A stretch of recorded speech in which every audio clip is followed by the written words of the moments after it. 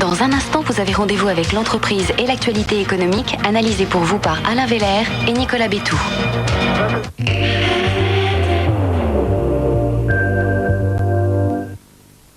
Voici un déodorant pour homme totalement révolutionnaire. Le gel déodorant Gillette Series. Parce que c'est un gel pur et transparent, il agit directement à la surface de la peau pour une protection exceptionnelle et un maximum de fraîcheur toute la journée. Gel déodorant Gillette Series, l'un des produits haute performance de la ligne Gillette Series.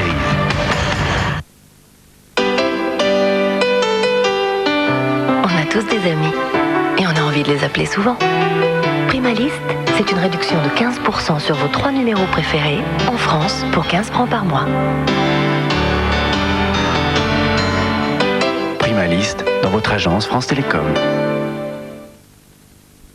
Citroën aurait pu vous présenter son nouvel utilitaire berlingot en vous disant qu'il était le plus confortable,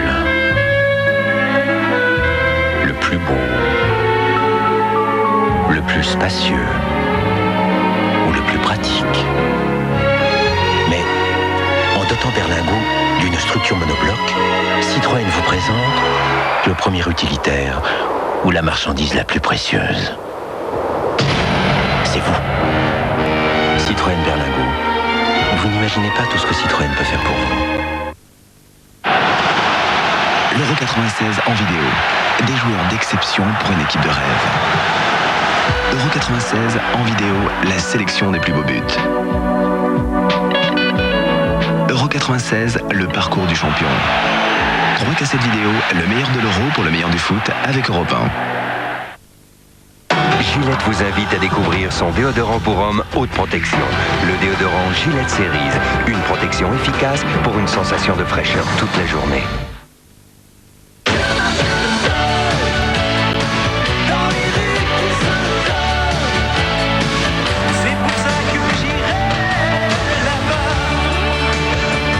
Jean-Jacques Goldman, de 80 à 89, les meilleures chansons. Try to remember when life was so tender. Try to remember when life was so tender and follow. Carte Noire, un café nommé Désir. Découvrez Infini, le décaféiné par Carte Noire. La nouvelle gamme Opel Corsa est à partir de 47 500 francs, n'est-ce pas? Eh bien voilà un chèque de 47 500 francs et je veux la nouvelle Opel Corsa. Bien monsieur, vous savez qu'en plus... Non, je ne veux rien de plus, voilà. Mais vous avez en plus le radiocassette. Non. Le compte-tour, le verrou électronique Opel, double renfort latéraux. Non, rien. Monsieur... Je ne veux rien en plus. Mais monsieur, tout ceci est en série. Ah bon? Ah, c'est comme ça alors. Ah oui. Jusqu'à 12 000 francs de remise sur les Opel Corsa Essence, prime de l'État incluse.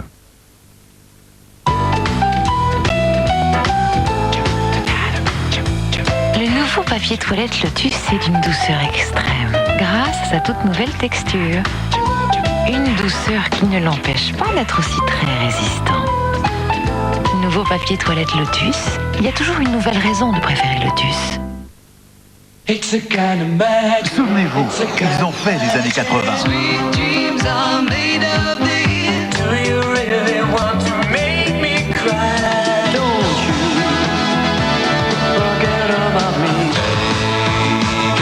Superstar 80, l'unique album des années 80, avec énergie.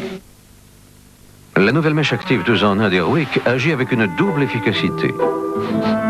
1. Elle chasse les mauvaises odeurs grâce à ses propriétés neutralisantes. Voilà. 2. Elle diffuse un parfum frais et léger, aux senteurs délicates. Airwick mèche active 2 en 1, il est temps de prendre soin de l'air. La prochaine Coupe du Monde de football aura lieu en France. Il y a ceux qui y seront. Et vous, où serez-vous? France 98, avec La Poste.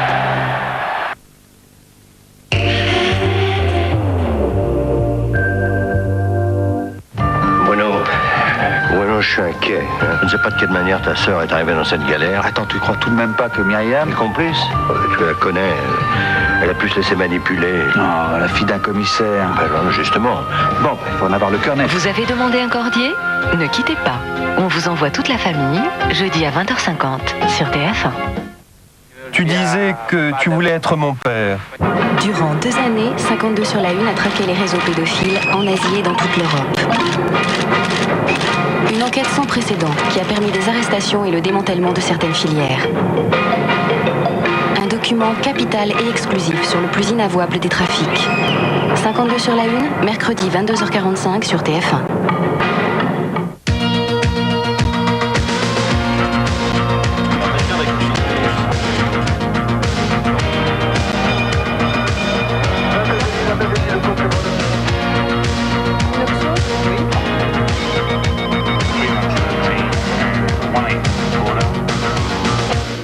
Bonsoir. Faut-il céder à la morosité ambiante en ce jour de rentrée, avec la grogne des enseignants, avec de nouveau les sirènes à Bagdad et les cours du pétrole qui flambent, avec chez nous 12,5% de la population active au chômage et 3 Français sur 4 convaincus que la rentrée sociale sera agitée.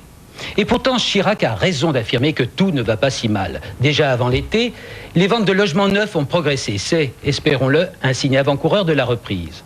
Mais celle-ci dépend largement de nous, les consommateurs, et des chefs d'entreprise. C'est de leur morale, de leur perception de l'avenir, de leur stratégie, que dépend largement l'évolution de l'économie et de l'emploi. C'est dire l'importance que nous attachons à nos rendez-vous avec Nicolas Bétou, du journal Les Échos, et nos invités chefs d'entreprise. Nous allons tenter de nous faire une idée, semaine après semaine, de ce qui nous attend. Notre invité aujourd'hui, un PDG dans l'actualité, Lotfi Belassine, le créateur d'Air Liberté, un PDG atypique, Nicolas. Oui, et dont le parcours lui-même est atypique. Lotfi Belassine, vous êtes né il y a 49 ans en Tunisie, où vous avez fait vos premières études avant de gagner Paris, le lycée Janson de Sailly, puis Subdeco, où vous montrez déjà de réelles qualités de commerçant. Vous achetez, vous vendez des saucisses pour financer vos études. En fait, toute votre carrière a été placée sous le signe de la création d'entreprises dans les domaines du loisir et de la culture. 1972, c'est la création du festival de jazz et de théâtre de Tabarka en Tunisie, où vous inventez la célèbre formule « Je ne veux pas bronzer idiot ». En 1979, c'est la création des clubs Aquarius, sur le modèle de vos aînés du Club Med, à qui vous finirez par vendre votre entreprise des années plus tard.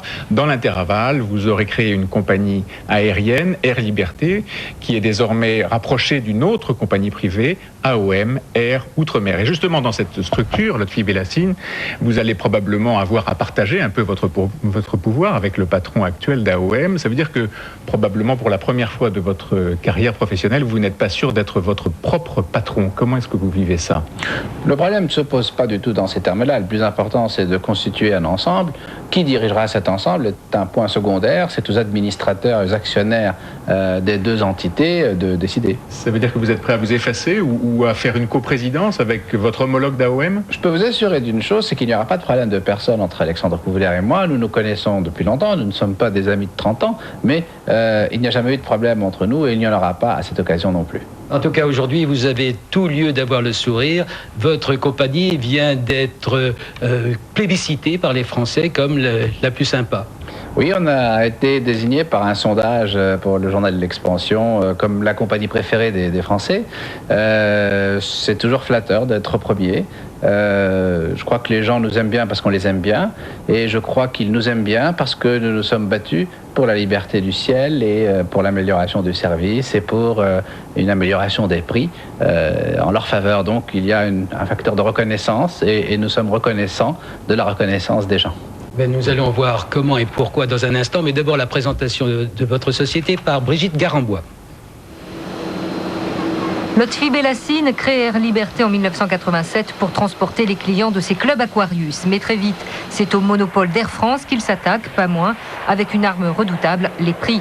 En moyenne inférieurs de 35% par rapport à la concurrence. Le début d'une véritable guerre des tarifs, une guerre sans merci et première victoire pour Air Liberté. Le groupe couvre aujourd'hui 12 destinations à l'international et plus de la moitié du marché domestique. Il a plus que doublé le nombre de ses passagers, 3,5 millions en 1995, et emploie quelques 1800 personnes. Dernier succès en date, le rapprochement annoncé cet été avec AOM, constitution d'un véritable pôle privé face au monopole d'Air France. Avec 46 appareils au total et des moyens mis en commun, le tandem pèse désormais assez lourd pour contrer les ambitions de son concurrent européen British Airways et renforcer la santé financière d'Air Liberté.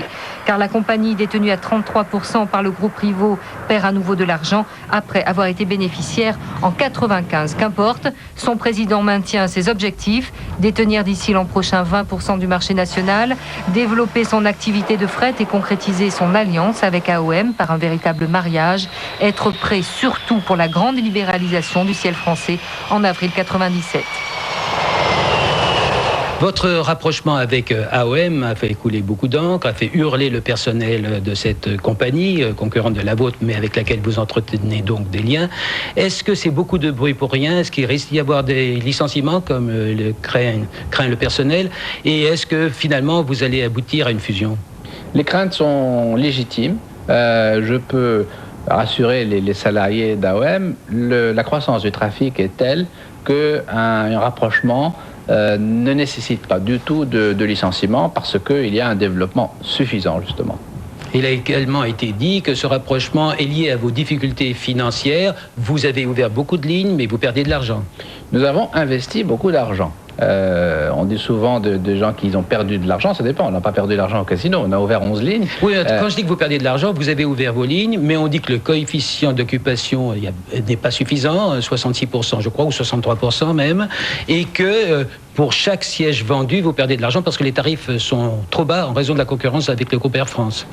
C'est ce qui se passe en général dans les ouvertures de lignes. Certaines lignes qui ont ouvert depuis moins de 6 mois sont déjà à 63% de remplissage, ce qui est une prouesse. Nous ne nous attendions pas à ça. Nous pensions être à 50%. Au bout de 6 mois, nous sommes à 63%. Ça provient de notre succès commercial. Toutes nos lignes sont en voie de gagner de l'argent. Il faut laisser du temps. Malgré les tarifs ? Malgré les tarifs, parce que nous n'avons pas que des tarifs les plus bas, comme on dit. Nous avons aussi des passagers en classe affaires et nous avons un très grand succès de la classe affaires. Les hommes d'affaires, comme le dit d'ailleurs le sondage de l'expansion et l'IFOP, plébiscitent Air Liberté. Nous avons une classe affaires maintenant qui fait 65% de remplissage, qui est supérieur en taux de remplissage à la classe économique. Vous nous faites plaisir. Ça veut dire qu'on a tort d'avoir des craintes pour l'avenir du ciel français, des compagnies françaises. La concurrence dont on parle tant avec Air France ne vous pose pas de problème et toutes les critiques sont injustifiées. Je n'ai pas tout à fait dit ça. Toutes les critiques sont toujours justifiées quelque part et elles sont toujours exagérées quelque part.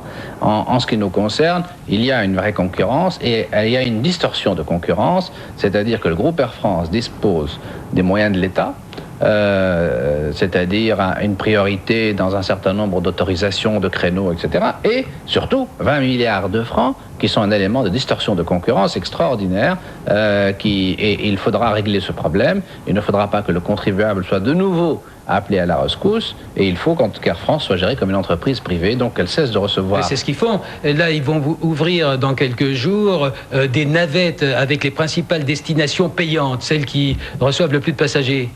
Ces navettes n'ont pas pour objet de transporter des passagers, elles ont pour objet d'essayer d'empêcher les autres compagnies d'en transporter. C'est un abus de position dominante caractérisé parce qu'ils ont dû fermer toutes leurs lignes. C'est un gaspillage d'ailleurs extraordinaire parce qu'ils ont fermé 18 lignes européennes pour aller faire concurrence à des entreprises françaises sur des lignes qui étaient largement pourvues en concurrence. Ils ont fermé des lignes comme Toulon, Perpignan et Nantes, dont les citoyens sont complètement privés de concurrence du fait du prince. Là, il y a un vrai problème qui se pose. Nous, les navettes, nous inquiète un peu, nous inquiète pas beaucoup, nous nous battrons, nous avons gagné. Jusque-là, il n'y a pas de raison qu'on ne gagne pas aussi contre ces navettes, mais alors, ça va coûter très cher à Air Inter. Alors, nous en arrivons à l'actualité de la semaine. Le groupe Air France, le fait que Jean-Pierre Courcol, le directeur général d'Air Inter, d'Air France Europe, ait été débarqué la semaine dernière, ça vous inspire quoi?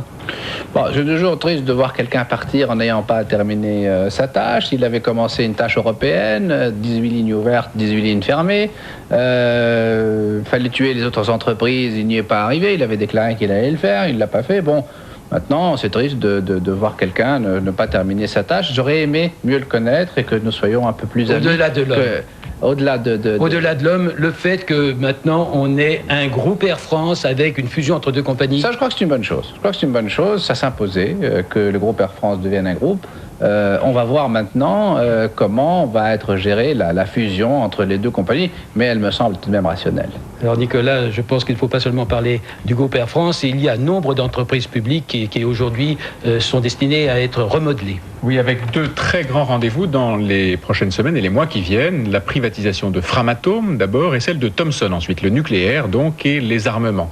Deux secteurs qui ont très longtemps été considérés comme stratégiques et dont le contrôle apparaissait donc indispensable à l'État. Aujourd'hui, l'annonce de la privatisation de Framatome ne provoque plus aucune émotion, même au sein de l'opposition. Et pourtant, en 1990, le gouvernement de l'époque, c'était dans une affaire qui avait fait alors beaucoup de bruit, opposé à cette privatisation. Mais voilà, on sait désormais qu'il est inutile que l'État soit propriétaire d'une entreprise pour la contrôler efficacement. Et puis on sait aussi que le seul moyen de lutter à armes égales avec les géants mondiaux, c'est de favoriser la constitution de très grands groupes privés qui jouent à fond la loi de la concurrence. Et ça n'est pas le métier de l'État. C'est pour ça que Renault a été privatisé, que France Télécom va l'être progressivement, que Dassault et Aérospatiale vont être rapprochés avant d'être vendus probablement, et que Thomson va devenir privé. Reste que la mission d'un État ne s'arrête pas là, c'est bien de vendre, c'est bien de privatiser, à charge pour lui de faire en sorte que les entreprises qu'il a vendues restent françaises. Merci Nicolas. Et le reste de l'actualité est largement dominé par le débat sur la politique économique sur fond de déflation. Les dernières statistiques paraissent favorables, mais il n'y a pas de quoi pavoiser. Ainsi, les immatriculations automobiles ont progressé de 30% en août par rapport à août 95. Mais ce boom est lié à la perspective de la suppression de la jupette à la fin du mois. Si le commerce extérieur est excédentaire, c'est parce que nos importations ont davantage baissé que nos exportations. Et la diminution du chômage s'explique non par une reprise de l'embauche, mais par les stages et les petits boulots d'été. L'automne sera rude, avec les premiers licenciements engendrés par les plans sociaux annoncés avant les congés, avec un espoir tout de même, un retour à la croissance attendu par les conjoncturistes au cours de ce second semestre. Les syndicalistes de Nicole Notat à Louis Vianney et les politiques de Jospin à Chevènement et de Balladur à Léotard et Madelin dénoncent la casse de l'emploi, un franc surévalué, des taux d'intérêt réels prohibitifs et les dangers de la déflation. La baisse des prix qui grignote les marges des entreprises et celle des salaires qui rognent le pouvoir d'achat. La rentrée sociale s'annonce chaude, avec une question sous-jacente, pourrait-on mener une autre politique ? Chirac et Kohl répondent aux sceptiques qui doutaient du maintien du calendrier de la monnaie unique en raison des difficultés économiques et sociales. L'euro sera lancé comme prévu dès 1999 dans le respect des critères de Maastricht avec la résorption des déficits. Sans sous-estimer les problèmes, le chef de l'État fustige le pessimisme ambiant. Alain Juppé devra donc réussir la quadrature du cercle pour réveiller la croissance et ranimer la confiance. Il appelle gouvernement et partenaires sociaux à se mobiliser davantage en faveur de l'emploi et commence à dévoiler ses armes. Au moins 20 milliards d'allègements fiscaux pour stimuler la demande et des mesures en faveur des PME pour stimuler l'embauche. Alors Lotfi Bellassine, votre sentiment sur le capital confiance des Français, vous observez beaucoup le secteur du tourisme, des loisirs, on sort de nos vacances, est-ce que c'est avec le moral ? Je crois que le moral en prend un coup et je crois que la confiance que tout le monde réclame, d'abord il faut moins en parler pour qu'elle existe et ceux qui réclament la confiance doivent eux-mêmes donner des signes de confiance. Donc c'est au gouvernement de nous donner quelques signes pour qu'on puisse lui faire confiance. Mais est-ce que vous observez sur le terrain des signes ? Il y a une grande inquiétude chez les gens, mais ils sont prêts à la confiance, ils sont prêts à repartir dans l'autre sens parce que je crois qu'ils commencent à en avoir assez de la morosité. Ils ont presque envie de faire une fête pour sortir de la morosité et il ne faut pas grand-chose pour que les choses se retournent. C'est psychologique, effectivement. Mais concrètement, est-ce qu'il y a davantage de gens qui prennent vos avions ? Est-ce que les gens sont davantage partis au Club Med puisque vous en êtes administrateur ? Ça a été un été, je ne peux pas dire autre chose qu'un été moyen. Par contre, l'arrière-saison est surprenamment bonne. Le mois de septembre et octobre sont des grands mois de départ cette année alors qu'ils ne l'étaient pas avant. Il y a quelques signes encourageants, effectivement, dans une situation qui est plutôt grise. Nicolas, d'autres questions d'actualité ? Justement, toujours sur le moral, vous disiez que le gouvernement doit donner des signes montrant que tout ne va pas si mal. En fait, est-ce que les patrons, eux, ne sont pas un petit peu exagérément pessimistes ? Est-ce qu'ils n'ont pas, eux aussi, un rôle à jouer pour redynamiser tout cela ? Oui, indiscutablement. Les chefs d'entreprise ont une capacité d'influence et sur eux-mêmes et sur leur environnement immédiat. Mais encore une fois, le chef d'orchestre, c'est quand même le gouvernement dans une démocratie. C'est à lui d'établir les premiers signes de confiance. Le chef d'entreprise... Parmi ces signes, justement, vous évoquez la baisse des impôts. Elle devrait être dévoilée dans les jours qui viennent par Alain Juppé. Vous y croyez d'abord ? Non, justement, je suis sceptique parce qu'elle a été annoncée à plusieurs reprises et ce qu'on a vu arriver, c'est des augmentations des prélèvements obligatoires. Donc aujourd'hui, le seul signe central, puisque nous parlons d'économie, de confiance en matière d'économie, nous avons confiance dans la démocratie politique, mais nous n'avons pas confiance dans la vie économique. Et là, tant que le gouvernement n'a pas décidé de repartir en rendant l'environnement de l'économie beaucoup plus compatible avec cette dernière, nous ne marcherons pas. Les entreprises ne marchent que dans un environnement. C'est comme dans l'agriculture. Si vous avez une terre acide, vous ne pourrez pas faire pousser de blé dessus. Donc il faut avoir un terreau favorable. Et la confiance, c'est le terreau de l'économie. Alors imaginons que vous ayez un dernier conseil à donner à Alain Juppé avant qu'il décide sa baisse des impôts. Vous êtes patron, donc au nom de votre entreprise, vous payez un impôt sur les sociétés lorsque votre société gagne de l'argent, et vous êtes aussi un contribuable en tant que personne privée. Qu'est-ce qu'il vaut mieux baisser, l'impôt sur les sociétés ou l'impôt sur le revenu ? Il faut baisser les prélèvements sur les sociétés. Il faut baisser fortement. En priorité sur l'impôt sur le revenu ? Oui, il faut enlever tous les systèmes confiscatoires, les croisements d'ISF avec le déplafonnement du plafonnement et des mesures techniques qui n'ont l'air de rien, mais qui... L'ISF, c'est l'impôt sur la fortune. Oui, croisé pour les gens qui travaillent, ça confisque, ça fait en fin de compte des gens fiscalisés à 93%, ce qui est ridicule parce qu'on élimine du jeu économique des gens qui ont tout à fait des capacités d'investir et des capacités d'intervenir. Et puis, les prélèvements sur l'entreprise. Donc, il faut que les tranches d'impôt sur les personnes soient raisonnables, qu'elles soient contenues à l'intérieur d'une tranche raisonnable, et il faut que les prélèvements sur l'entreprise, le prélèvement sur le travail, soient totalement débranchés, et la philosophie du prélèvement doit être différente de celle que nous avons aujourd'hui. Alors dans l'actualité de la semaine et même du jour, il y a la frappe des États-Unis sur l'Irak. Ça remet en mémoire quelques images qui ont quelques années. On est loin évidemment du conflit du Golfe du début de la décennie, mais est-ce que vous craignez, vous, qu'il y ait un impact, par exemple, sur vos activités de tourisme ? Je crois que le problème est assez contenu aujourd'hui. Ce qui est dramatique, c'est de voir que le jeu politique amène à des situations dans lesquelles il y a des innocents qui sont massacrés, des Kurdes qui ne demandaient rien à personne, des Irakiens qui ne sont pas ceux qui ont pris les décisions. Donc il y a une espèce d'irresponsabilité politique. Ça n'aura pas d'incidence militaire au niveau mondial, c'est évident que le foyer est contenu. Mais ça provoque des tensions sur l'économie. On a vu par exemple le baril de pétrole monter brutalement. Alors là, l'aspect économique est effectivement, ça peut être un facteur de déclenchement sur un marché du pétrole qui était en train de se retourner du fait de la reprise dans le monde, parce que nous sommes en récession en Europe ou en déflation en Europe, alors que le reste du monde est quand même en forte reprise, et la reprise entraîne une forte consommation d'énergie. Et là, ça peut être un facteur déclenchant. Ça ne créera pas une crise pétrolière par soi-même, mais ça peut en favoriser l'éclosion. Lotfi Belassine, nous allons voir maintenant que la bourse a connu aussi une rentrée en demi-teinte. Les investisseurs aussi craignent pour l'avenir.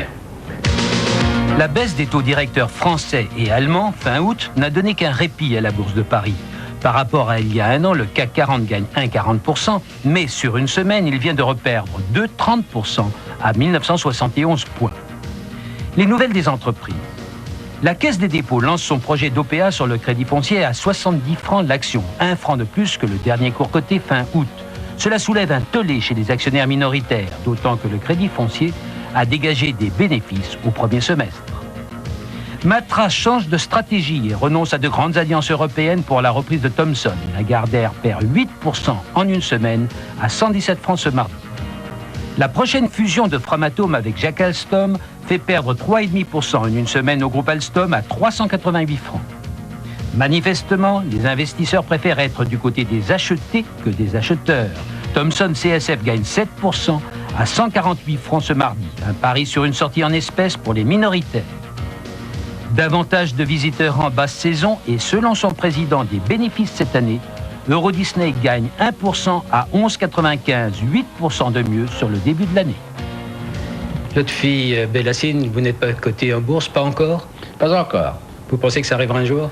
Ah, ça serait une belle logique pour les deux sociétés rapprochées, Air Liberté et AOM, que de pouvoir avoir des résultats suffisants pour pouvoir être attractif pour l'épargne. Ça serait pour nous la consécration, c'est d'appartenir à nos passagers. Nous avons tellement de nos passagers que nous aimerions un jour leur appartenir. Alors, est-ce qu'il y a un échéancier pour vous, l'avenir de votre compagnie? Quel est-il? Je crois que l'année 1997 sera une année de consolidation des investissements que nous avons faits et l'année 98 devrait être l'année où on commencera à engranger réellement les bénéfices de tous les efforts que nous avons faits. Traduction, 97 des pertes, 98 de nouveaux des gains? 97 réduction des pertes et 98 ou l'équilibre, 98 un bénéfice raisonnable. Merci Lotfi Belassine. Je vous rappelle nos rediffusions demain sur BFM et dans la nuit de samedi à dimanche sur TF1. Notre prochain invité, mardi prochain, sera Bernard Maniglier, le président de Compaq France, les ordinateurs familiaux et ceux destinés aux entreprises. Alors à mardi prochain et bonne fin de soirée.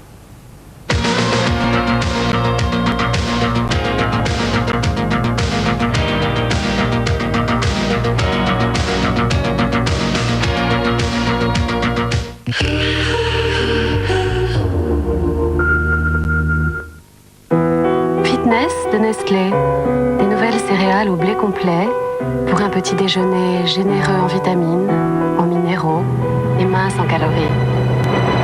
Fitness, c'est délicieux pour maintenir sa ligne sans perdre la forme. Fitness de Nestlé, la ligne qui vous va le mieux. Calculez votre poids idéal. 36-17, Finesse. La légende des tubes. La légende des tubes, pour la première fois chez votre marchand de journaux, la collection en CD des plus grands tubes de ces 20 dernières années. Plus de 500 tubes de légende, interprétés par les artistes qui les ont rendus célèbres. Les plus grands artistes. La légende des tubes, c'est l'occasion unique d'avoir chez vous tous les tubes qui vous ont fait rêver. Le numéro 1 est déjà en vente chez votre marchand de journaux au prix exceptionnel de 49 francs 50 seulement. Oui, 49 francs 50, le premier numéro. C'est du plaisir à l'état brut.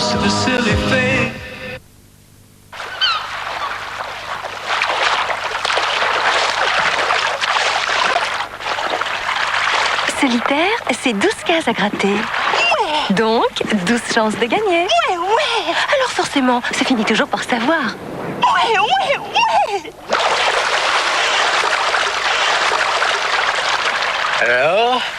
Alors quoi? Solitaire, il y en aura pour tout le monde. Tréchasse vous emmène à la rencontre de la bécasse en France et au Québec. Des envols et des arrêts exceptionnels dans la cassette vidéo La chasse à la bécasse.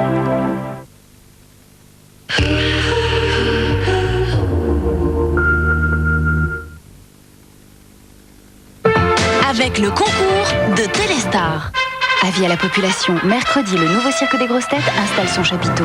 Monsieur Loyal, alias Philippe Bouvard, vous présente ses écuyères, ses animaux féroces, ses clowns, ses acrobates, ses trapézistes et ses dompteurs. Les grosses têtes de Philippe Bouvard font leur cirque, mercredi 20h50 sur TF1.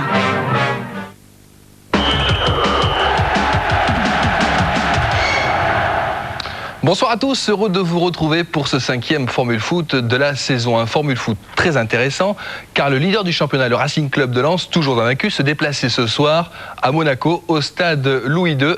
Monaco Racing Club de Lens, c'est l'affiche de la soirée. Elle vous sera commentée par Pascal Pro et je vous le dis tout de suite, il y a eu 6 buts ce soir à Monaco. Hier soir, en match avancé, Nantes n'a pu que partager les points au stade de la Beaujoire contre l'Olympique lyonnais. Les Canaries sont toujours à la recherche d'une première victoire cette saison. On va voir les 4 buts de la rencontre si vous ne les avez pas vus hier. On va voir donc le premier but lyonnais de cette partie. Il est arrivé après un petit quart d'heure de jeu et il est superbe. C'est un coup franc de Caveglia.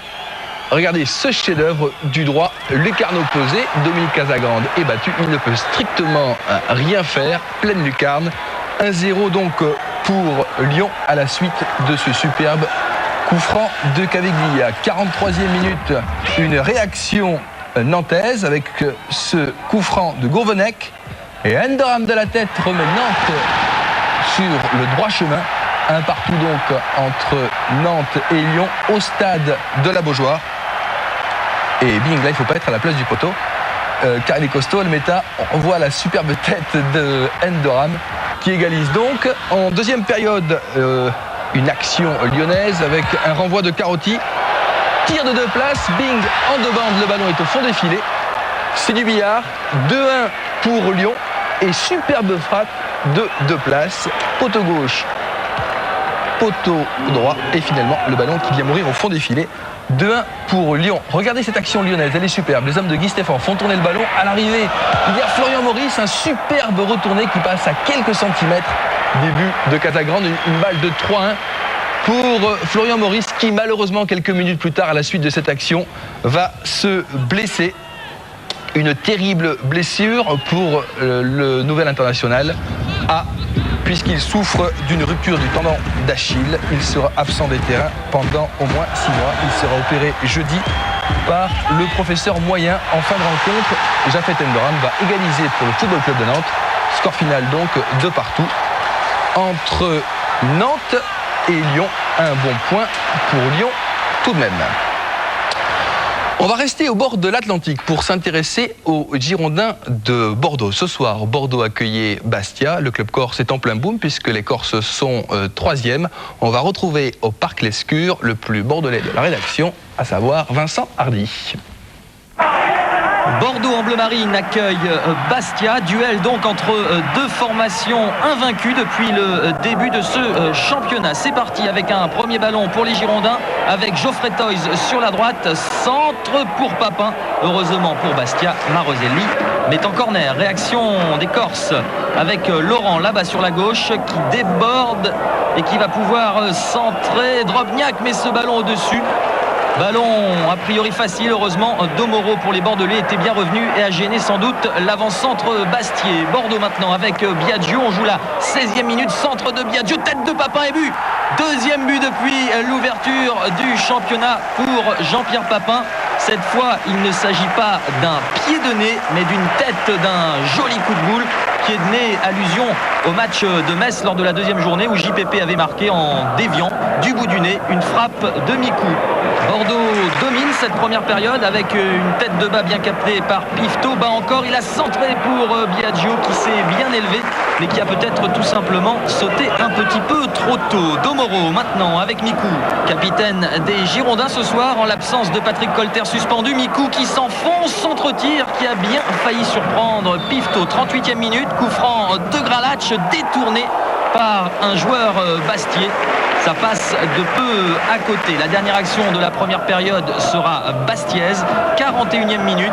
On retrouve Drobniak là-bas sur la gauche, mais Bodard accompagne ce ballon à la pause. Bordeaux mène 1-0. Seconde période, on prend les mêmes et on recommence. À nouveau Drobniak qui inquiète Bodard, lequel s'en sort plutôt bien et les Girondins concèdent un corner qui ne va rien donner. S'ensuit une sortie de but. Long dégagement de Bodard, déviation de la tête de Papin pour Biagio. Il est à 25 mètres des buts, l'Argentin il frappe et ça passe vraiment de très peu à côté des buts de Pifto. Il y a du chaos dans l'air dans cette partie. Ballon de Ziani pour Papin de voler au-dessus, mais c'était bien joué.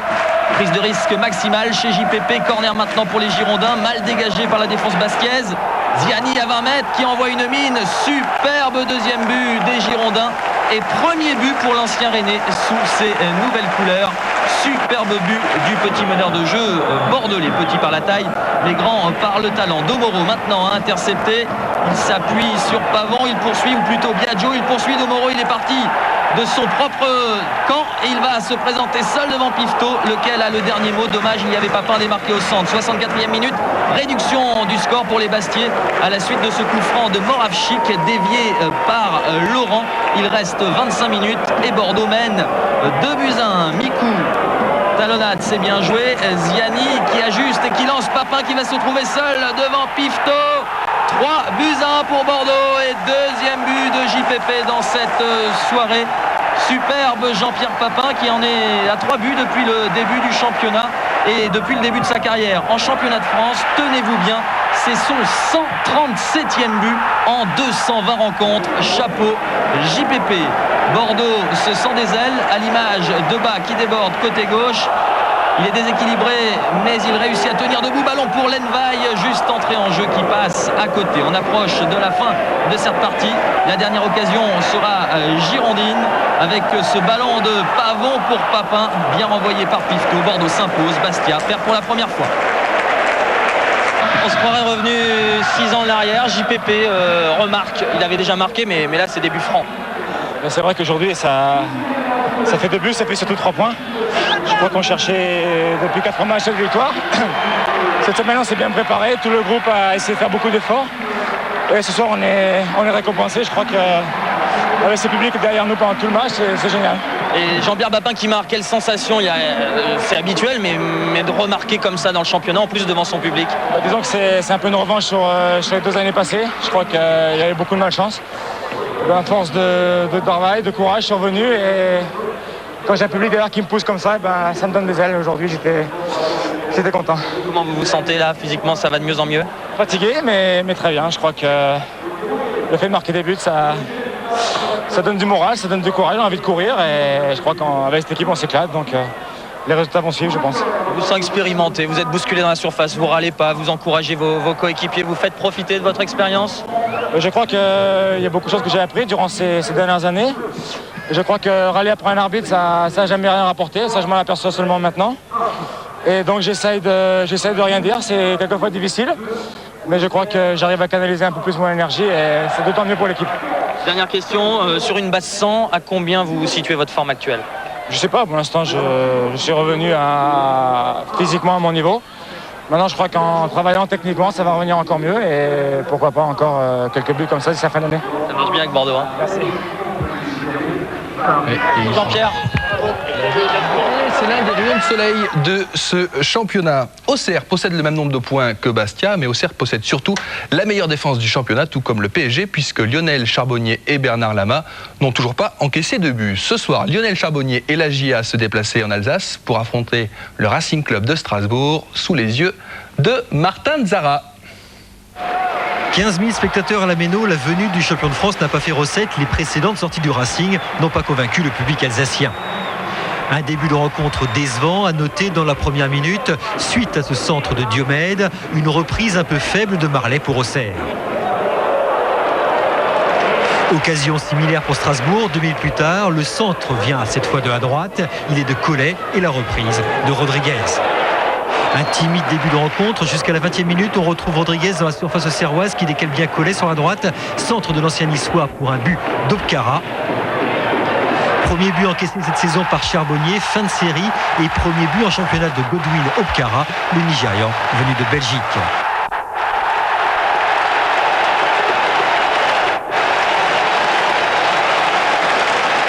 Mené à 0, les Auxerrois semblent incapables d'accélérer. Strasbourg de nouveau dangereux cette fois sur coup franc, bien arrêté par Charbonnier. Et à 3 minutes de repos, à noter ce centre de la Mouchi prolongé acrobatiquement par l'Asland. Marley en retrait pour un tir trop enlevé de Saïb. Et pendant les arrêts de jeu de cette première période, coup dur pour Auxerre, une approximation défensive des Bourguignons qui profitent